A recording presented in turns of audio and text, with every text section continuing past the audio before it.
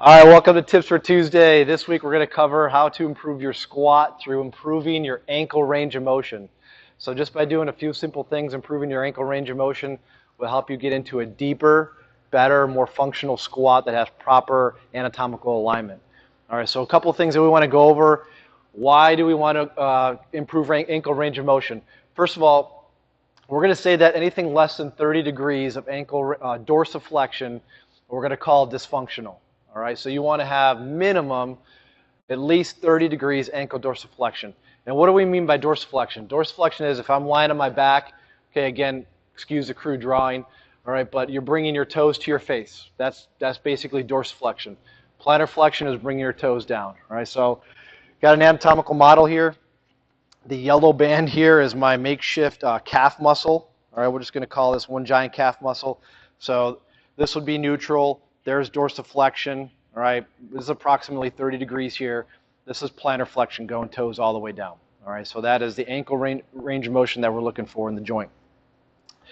Okay, so 30 degrees at least, minimum is what we're looking for.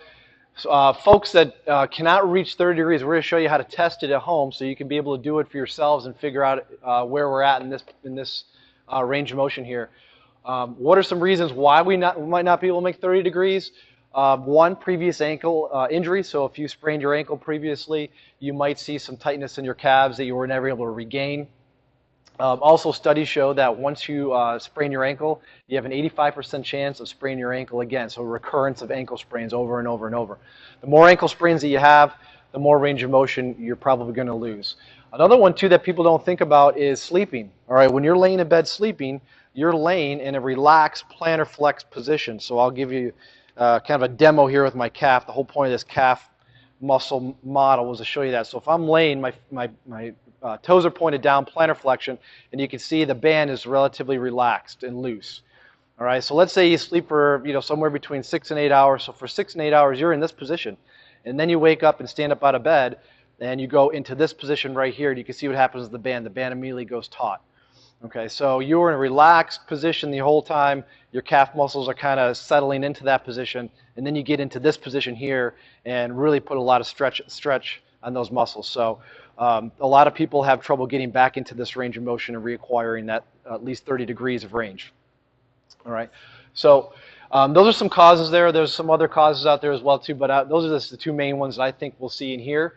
We're going to go over kind of what the fix is, but before we're going to do that, we're going to do an assessment.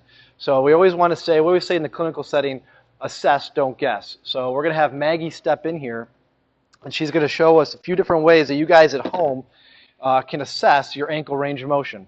All right, so first thing that she's going to do is we're going to get a zoom in on her feet. She's going to go toes touching the back of one of her heels. Let's actually switch legs so the camera can see. All right, so here are the anatomical features that we're looking at here. Is her medial malleolus, so the inside ankle bone. All right, that is a point of reference. When she bends her back knee here, her back knee wants to become in line with the medial malleolus. So we're going to use this stick here for two reasons. One, for help her with balance, okay, and two, to show you where that medial malleolus is and to see, so reference point, we want her knee to touch that stick at least, right? So the key here is if you look at her heel, her knee touching the stick without the heel lifting off of the ground. That's key, right? Anyone could touch the stick with the knee if you lift your heel off the ground.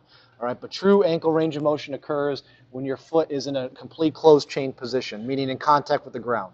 All right, so that is an assessment for the right leg, right? And then if she were to switch sides, just to make sure that we clear on the other side.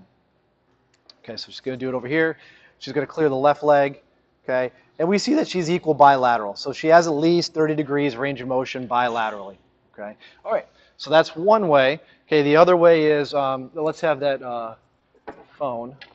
Okay, this is an app you can get on your phone. It's called a clinometer. Okay, so if you can see, it's just a electronic goniometer. So this is something that we'll use in the clinical setting. All right, we're going to have Maggie go down on her left knee. That would be your right knee.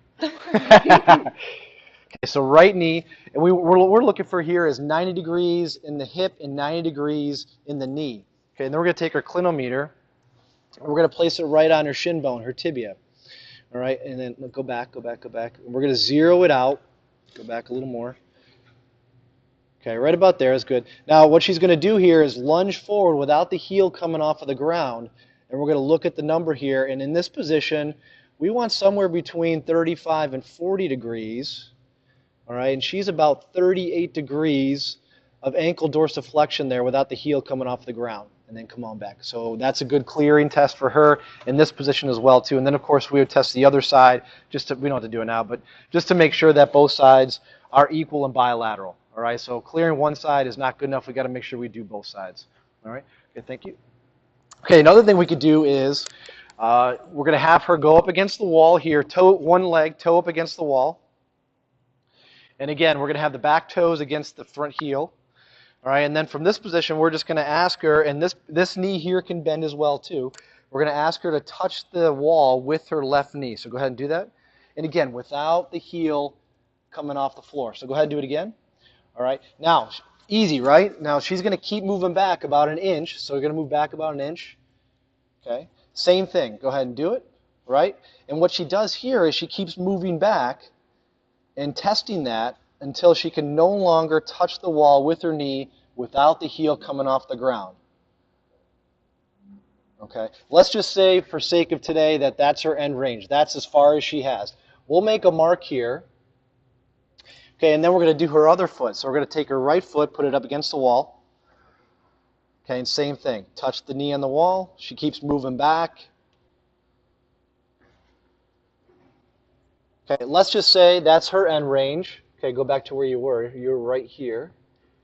All right, and then she steps away from the wall. And you can see with the camera that there's a difference. Okay, so that we know that her right leg doesn't have full dorsiflexion compared to her left leg. So we know that we would have to work on her right leg. All right, so those are our three assessments that we'll use. All right, so let's say we need to work on that right leg ankle dorsiflexion. It's affecting her squat. So we're going to have her come over here to the barbell. And this is just one way that we can work on calf smashing, so heel cord smashing. Okay, we're going to actually start down here at the heel cord. All right, and then she's going to go ahead and place this leg on top. And then very simply, she's just going to do some left to right mobs. All right, so this leg on top is providing a little assistance. All right, and here's the deal. We want to make sure that we're in full plantar flexion and the calf is relaxed. We don't want to be in dorsiflexion intense. All right, that's like going to get a massage and tensing up and contracting all your muscles while the massage therapist is trying to work into you. That's not what you want to do when you're going for massage. So same thing here. Think of going to get a massage. You want to be relaxed even though it's not going to feel good. Right? Some right to lefts, and she can even do some forward and backs. And all she's going to do is move up the chain here, so a little higher up on the heel cord, same thing, left to right, and she's going to spend a couple minutes on each leg doing that. Okay, but we know her right leg is the issue today. Okay, so that's one thing we can. So we're going to do calf smash there. Okay, another thing we're going to do is we're also going to do the lacrosse ball on the bottom of the foot. She's going to come over here to the wall, grab onto the wall for balance, and then put her right foot on the lacrosse ball.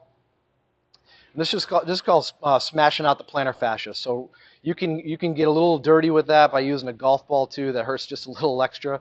All right, but what she's doing is she's going to go hunting around in her plantar fascia and find some real tender spots. And when she finds one, she's going to sit on it and press into that ball and let it release.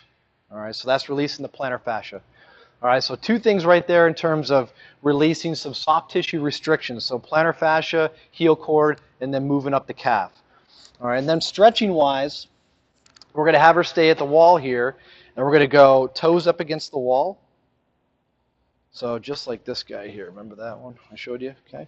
So we're going to try to get a toe splay against the wall. The goal here is to get the foot flat, and then we're going to have her straighten her leg out and just lean into the wall. Okay, and work on a calf stretch. Okay. Another thing you could do here too is also take the ankle and do left to right mobs. All right, we could do 20, we'll call them ankle rocks, back and forth. All right, so a little multiplanar stretch as well. Okay, so that's going to be calf stretch for that. Okay, another thing we could use, we use, I don't have it here, but the blue Pro Stretch, the rockers that we can go back and forth on. Go ahead and put your shoes on. We could use that as well too. A lot of times we have folks in here spend a couple minutes on those for ankle range of motion. Okay, but a couple other things we could do over here is we're going to do some banded stretching as well. So Maggie's going to put her shoes on, and then we have a band attached to the pole here. And she's going to do, there's an anterior and posterior chain bias. So she's going to come over here and put her right foot in the band here. Okay, as low as you can around the ankle joint. Then go ahead and step out. Okay, and sometimes what you'll hear people say is when they squat, they'll feel a pinching here in the ankles. All right, and that's simply just because that the top leg bones are resting a little bit further anteriorly on the ankle bone. So to distract that, we'll use the band to kind of pull those bones back a little bit and create a little more space here in the anterior structures of the ankle. Okay, so she's got as much stretch as she can get on here. This leg's going to be back a little further. And all she's doing is some lunges here, and she's going to end range, okay, where she feels a good ankle stretch, and then she comes back. And it's just oscillating back and forth. So it's just going to do, maybe somewhere between 10 and 20 oscillations there, going from end range and back, nice and slow. Okay, so that's the anterior chain floss. And then she's going to turn around carefully.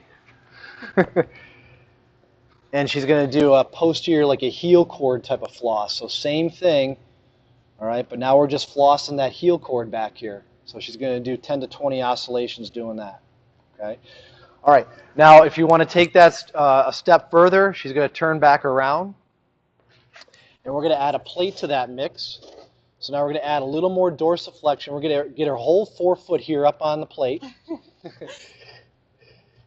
Okay, let me do a little more. Good, right there. All right, and same thing. She's just going to oscillate back and forth. So again, the heel's got to stay in contact with the ground, and she's just going to end range and back, maybe 10 to 20 oscillations there. Okay, good. All right. So there's a couple of tips there in regards to how to improve your ankle range of motion. Some reasons why maybe you have some limited range of motion, and we gave you a couple of tests that you can do on your own to see if you have at least 30 degrees of ankle dorsiflexion. All right, test it out, see where you're at. Make sure you're equal bilaterally. All right, and then if you're not, work on it. And we always have people, every day we squat in here, and pretty much every day we do some variation of the squat. We'll have them do some calf smashing and stretching, almost always. All right, very important to work on your calves and your ankles. All right, so that's your tips for Tuesday today. We'll catch you next week.